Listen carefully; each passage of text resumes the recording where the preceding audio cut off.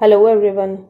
आज हम लेकर आए हैं इंग्लिश का एक बहुत ही इम्पॉर्टेंट कॉन्सेप्ट जो कि है प्रपोजिशन। प्रपोजिशन के बिना सही और अच्छी इंग्लिश बोलना नामुमकिन है। तो इसलिए अगर आप सही और अच्छी इंग्लिश बोलना चाहते हैं तो इस वीडियो को एंड तक ज़रूर देखें, क्योंकि आज की इस वीडियो में आपके बहुत सारे डाउट्स क्लियर होने वाले हैं और आपकी बहुत सारी मिस्टेक्स भी दूर होने वाली हैं। तो आइए बिना देरी किए शुरू करते हैं आज की क्लास। प्रपोजिशन वह शब्द है जो किसी नाउन या प्रोनाउन से पहले आकर उनका रिलेशन बाकी शब्दों से बताता है।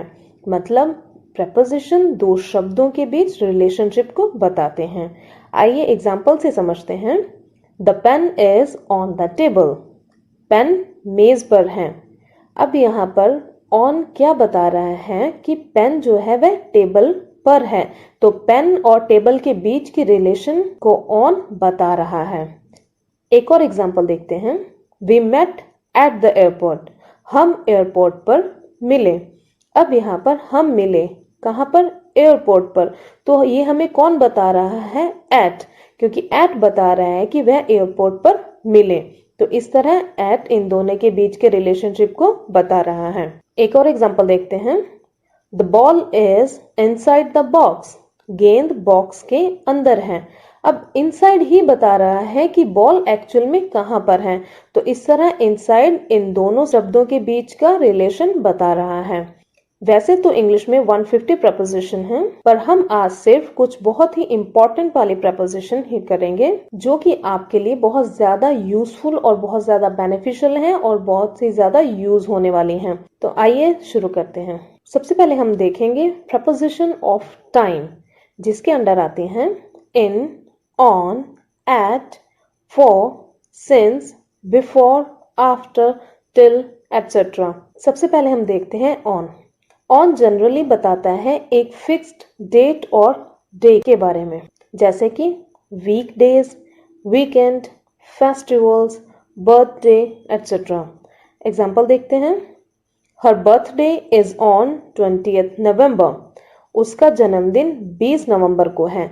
तो अब हमें एग्जैक्ट डेट मालूम है कि उसका जन्मदिन कब है, तो इसलिए हमने यहाँ पर ऑन का यूज किया है।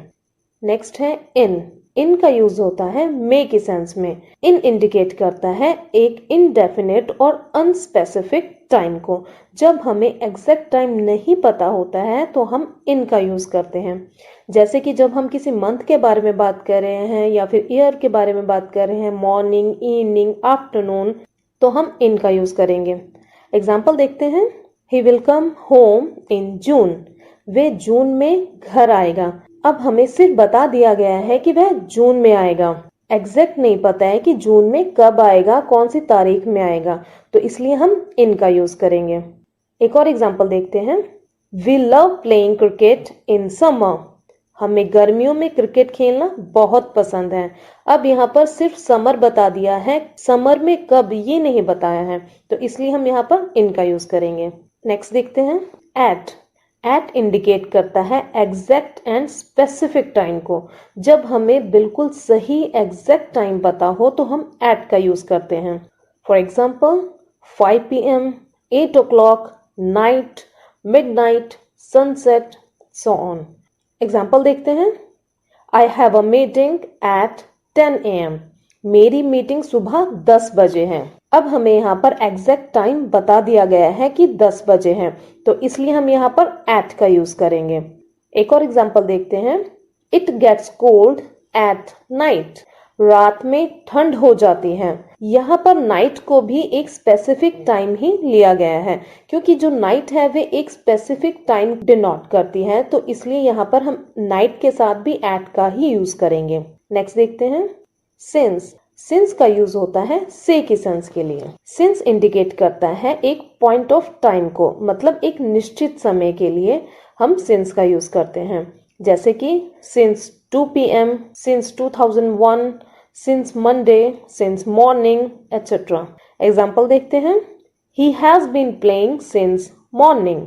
वह सुबह से खेल रहा है। अब यहाँ पर हमें पता है कि वह कब से खेल रहा है, तो इसलिए हमने यहाँ पर सिंस लगाया है। नेक्स्ट है। I have been studying since 3 o'clock। मैं 3 बजे से पढ़ रही हूँ।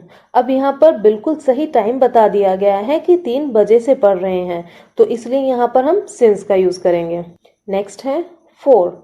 फॉर यूज होता है से और के लिए की सेंस के लिए। ये इंडिकेट करते हैं एक पीरियड ऑफ टाइम, मतलब जब हमें एग्जैक्ट टाइम ना मालूम हो तो हम फॉर का यूज करेंगे। एग्जाम्पल देखते हैं। She has been sleeping for a long. वह काफी देर से सो रही है। अब यहाँ पर हमें ये नहीं पता है कि वो कितना टाइम से सो रही है या कितने बजे से सो रही है, तो इसलिए हमने यहाँ पर फॉर का यूज किया है। एक और एग्जांपल देखते हैं। I stayed there for 5 days। मैं वहां 5 दिन रहा। अब कौन से 5 दिन रहे ये हमें नहीं मालूम, तो हमें जस्ट बता दिया है कि 5 दिन। कौन से 5 दिन, कब 5 दिन, तो ये नहीं पता है, तो इसलिए हम यहाँ पर फॉर का यूज करेंगे। जब हमें एग्जैक्ट टाइम पता हो तो हम सिंस लगाते हैं। जब हमें एग्जैक्ट टाइम ना पता हो, जस्ट एक पीरियड ऑफ टाइम पता हो कि इतने दिन या इतने टाइम से वो काम हो रहा है, तो हम फॉर का यूज करेंगे। बहुत से लोगों को कंफ्यूजन रहता है कि सिंस कहाँ पर लगेगा, फॉर कहाँ पर लगेगा, तो यहाँ पर थोड़ा क्लियर करने की कोशिश की है मैंने। अगर आपको फिर भी डाउट है तो आप कमेंट बॉक्स में बता दीजिए, हम सिंस और फॉर के कॉन्सेप्ट पर एक स्पेशल वीडियो आपके लिए लेकर आ जाएंगे। नेक्स्ट देखते हैं बिफोर। बिफोर का यूज होता है से पहले के सेंस में। एग्जाम्पल देखते हैं। I have to leave before lunch. मुझे लंच से पहले निकलना है। जब कोई काम किसी चीज से पहले होना होता है तो हम बिफोर का यूज करते हैं। She was very nervous before the interview. Interview से पहले वह बहुत घबराई हुई थी। नेक्स्ट है आफ्टर। आफ्टर यूज होता है के बाद की सेंस में। आफ्टर बिफोर का ऑपोजिट होता है। एग्जाम्पल देखते हैं। I will meet you after the meeting. मैं मीटिंग के बाद आपसे मिलूंगा। मतलब जब किसी काम के बाद हमने कुछ करना है तो हम आफ्टर का यूज करेंगे। एक और एग्जाम्पल देखते हैं। After playing cricket we went home. Cricket खेलने के बाद हम घर चले गए। मतलब हम क्रिकेट खेल चुके थे और उसके बाद घर गए हैं, तो इसलिए हम यहाँ पर आफ्टर प्लेइंग क्रिकेट यूज करेंगे। नेक्स्ट है ड्यूरिंग। ड्यूरिंग यूज होता है कि दौरान की सेंस के लिए। मतलब जब कोई काम किसी चीज के दौरान हो रहा होता है तो फिर हम उसे ड्यूरिंग के साथ बोलेंगे। एग्जाम्पल देखते हैं। Rahul fail sleep during the film. Film के दौरान राहुल सो गया।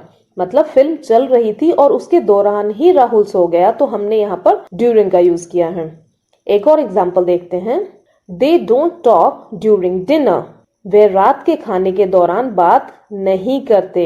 नेक्स्ट है प्रेपोजिशन ऑफ प्लेस और डायरेक्शन। जब हम किसी प्लेस या फिर डायरेक्शन के बारे में बात करेंगे तो हम दी गई प्रेपोजिशन का यूज करेंगे, जैसे कि in, on, at, from, towards, among, between, across, below, above, inside, by, into, etc. और ऐसी बहुत सारी prepositions हैं। सबसे पहले हम देखते हैं इन। इन का यूज होता है मे के सेंस में। जब हम किसी फिजिकल बाउंड्री के बारे में बात कर रहे हैं तो हम इन यूज करेंगे, जैसे कि garden, school, city, etc. Example देखते हैं। I was born in Jalandhar. मेरा जन्म जालंधर में हुआ था। अब हम यहाँ पर एक शहर की बात कर रहे हैं तो हम यहाँ पर इन लगाएंगे। यहाँ पर एक चीज क्लियर कर देना चाहती हूँ, जब हम किसी छोटे कस्बे के बारे में या फिर किसी गली के बारे में, मोहल्ले के बारे में बात करते हैं तो हम एट का यूज करते हैं। नेक्स्ट है टू। टू का यूज होता है को या फिर किसी जगह को की सेंस में। एग्जाम्पल देखते हैं। He is going to school. वह स्कूल जा रहा है। इसी के से मिलता जुलता एक वर्ड है टुवर्ड्स। टुवर्ड्स भी किसी और जाने के लिए ही यूज होता है। एग्जाम्पल देखते हैं। He is going towards school. वह स्कूल की तरफ जा रहा है। बट हम टू और टुवर्ड्स को एक दूसरे की जगह पर यूज नहीं कर सकते, क्योंकि इन दोनों की जो सेंस है वह बिल्कुल अलग है। टू हम उस जगह यूज करते हैं जहां पर हमें पता है कि वह पर्सन वहीं पर ही जा रहा है। मतलब he is going to school, वह स्कूल ही जा रहा है, ये हमें पता है, तो इसलिए हम यहाँ पर टू लगाएंगे। बट यहाँ नेक्स्ट सेंटेंस में ही इज गोइंग टुवर्ड्स स्कूल, मतलब वह स्कूल की तरफ जा रहा है। हमें नहीं पता है कि वो एक्चुअली स्कूल जा रहा है या नहीं जा रहा है, बस वह स्कूल की तरफ जा रहा है। अब वह स्कूल से आगे कहीं पर चला जाए, ऐसा भी हो सकता है, तो इसलिए यहाँ पर हमें कुछ क्लियर नहीं है, तो इसलिए हम यहाँ पर टुवर्ड्स लगाएंगे। नेक्स्ट टाइम से ध्यान रहे कि टू और टुवर्ड्स को एक दूसरे की जगह यूज नहीं कर सकते। तो वीडियो को एंड तक जरूर देखें, इस तरह के बहुत सारे डाउट आज आपके क्लियर होने वाले हैं। नेक्स्ट है फ्रॉम। फ्रॉम यूज होता है से की सेंस के लिए। फ्रॉम इंडिकेट करता है किसी पर्सन या फिर किसी एक्शन के ओरिजिन को, मतलब कि वह इंसान कहाँ से है या फिर कोई काम कहाँ से शुरू हुआ है। एग्जाम्पल देखते हैं। ही इज फ्रॉम इंग्लैंड, वह इंग्लैंड से है, मतलब वह इंग्लैंड से बिलोंग करता है, उसका जो मूल देश है वह इंग्लैंड है, तो हमने यहाँ पर फ्रॉम यूज किया है। एक और एग्जाम्पल देखते हैं। We walk from the market to home, हम बाजार से घर के लिए चले। अब यहाँ पर हमने चलना शुरू किया, कहाँ से? मार्केट से, तो इसलिए हमने मार्केट से आगे क्या लगाया? फ्रॉम, कि हमने चलना शुरू किया मार्केट से घर के लिए, तो इसलिए हम बोलेंगे from the market to home. Next देखते हैं एट। एट यूज होता है पर की सेंस के लिए। ये इंडिकेट करता है किसी एग्जैक्ट प्लेस को। जब हम किसी एग्जैक्ट जगह के बारे में बात करते हैं तो हम एट का यूज करेंगे। एग्जाम्पल देखते हैं। I will meet you at exit, मैं तुम्हें एग्जिट पर मिलूंगा। अब यहाँ पर एग्जिट पॉइंट एक एग्जैक्ट लोकेशन होती है, तो इसलिए हम यहाँ पर एट ही लगाएंगे। एक और एग्जाम्पल देखते हैं। He is not at home, वह घर पर नहीं है। घर भी एक एग्जैक्ट प्लेस है, तो इसलिए हम यहाँ पर एट ही लगाएंगे।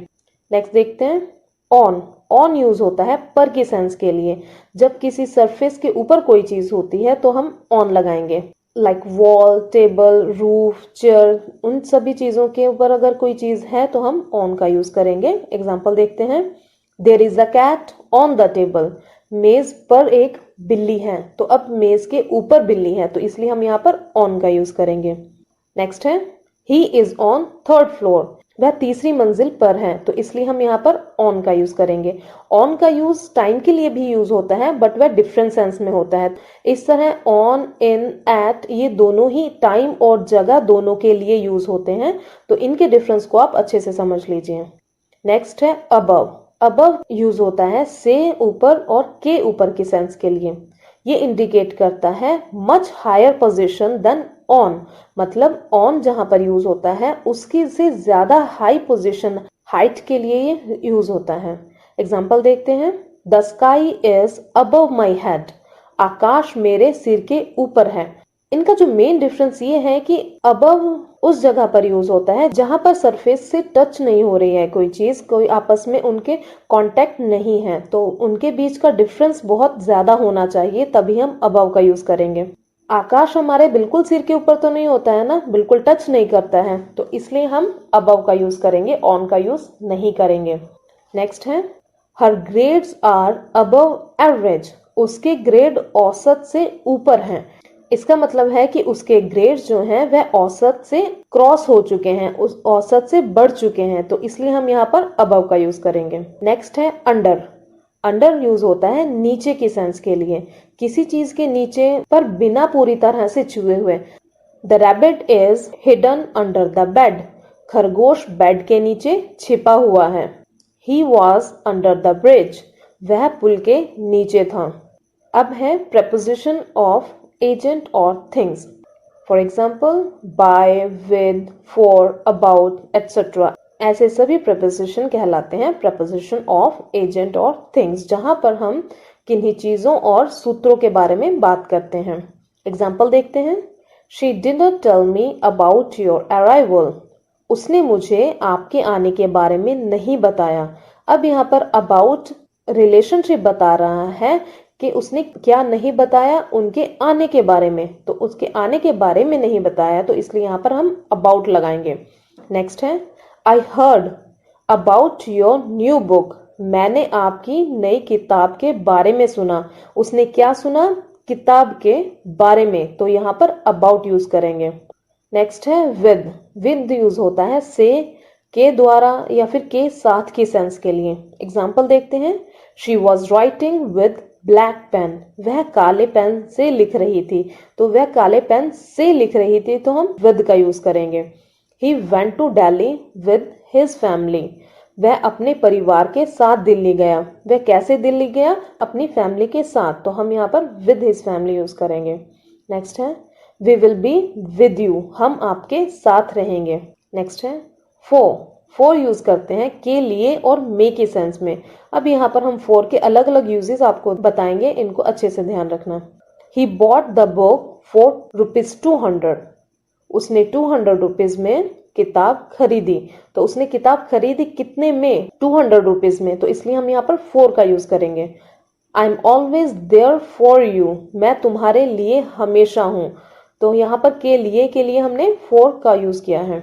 आई am going to Mumbai for work, मैं काम के लिए मुंबई जा रहा हूं। अब किसी चीज के लिए कुछ काम हो रहा है तो हम यहाँ पर फॉर का यूज करेंगे। Of, OFF, of. Of use होता है से के सेंस के लिए। जब कोई चीज किसी सतह से अलग हो जाती है, मतलब उसका कांटेक्ट उस जगह से खत्म हो जाता है, तो हम ऑफ का यूज करते हैं। वाहन से उतरने को गेट ऑफ कहा जाता है और विमान के उड़ने को टेक ऑफ कहा जाता है। अब इन दोनों ही कंडीशंस में कांटेक्ट आपस में बिल्कुल खत्म हो जाता है। तो आइए एग्जांपल से समझते हैं। Cat jumped off the table, बिल्ली मेज से कूदी। मतलब बिल्ली मेज से कूद गई है और उसका कांटेक्ट जो है मेज से खत्म हो गया है, तो इसलिए हमने यहाँ पर ऑफ का यूज किया है। एक और एग्जांपल देखते हैं। They are getting off the bus, वह बस से उतर रहे हैं। मतलब उनका जो कांटेक्ट है उस सतह से खत्म हो गया है, बस से वह उतर गए हैं, तो इसलिए हम ऑफ का यूज करेंगे। नेक्स्ट है बाय। बाय यूज होता है द्वारा, से, तक, के, साथ में, बगल में की सेंस के लिए। एग्जाम्पल देखते हैं। ही वेंट होम बाय बस, वह बस से घर गया। कैसे गया? बस से, तो इसलिए हमने यहाँ पर बाय बस लगाया है। I will leave bye 10 o'clock, मैं 10 बजे तक निकलूंगा। तो वह कब तक निकल जाएगा, चला जाएगा? 10 बजे तक, तो इसलिए हम बोलेंगे by 10 o'clock। She was sitting by me, वह मेरे साथ में बैठी हुई थी। वह मेरे बिल्कुल बगल में, मतलब मेरे साथ में बैठी हुई थी, तो इसलिए हम यहाँ पर बाय मी का यूज करेंगे। इस तरह हमने बाय के अलग अलग यूजेस देखे हैं, तो इनको आप बहुत अच्छे से समझ लीजिए। तो हमारा लास्ट प्रपोजिशन है आज का अपॉन और ऑन टू। इन दोनों को ही हम एक दूसरे के रिप्लेसमेंट के लिए यूज कर सकते हैं, क्योंकि दोनों की जो सेंस है वह लगभग सेम है। इन दोनों को ही के ऊपर, पर की सेंस में यूज कर सकते हैं। बट कंडीशन ये है कि जो ऑब्जेक्ट है वह मूविंग होना चाहिए। मूविंग ऑब्जेक्ट क्या होता है? एग्जाम्पल देखते हैं, फिर आप अच्छे से समझ सकेंगे। The dog jumped upon the table, कुत्ता मेज पर कूद गया। मतलब जो डॉग है वह जंप करके आया है टेबल के ऊपर। मतलब डॉग में एक मूवमेंट हुई, उसने जंप किया फिर टेबल पर आया, इसलिए हमने यहाँ पर अपॉन लगाया है कि जो ऑब्जेक्ट है वह मूविंग पोजीशन में था। एक और एग्जांपल देखते हैं। He jumped on to the horse, वह घोड़े के ऊपर कूदा।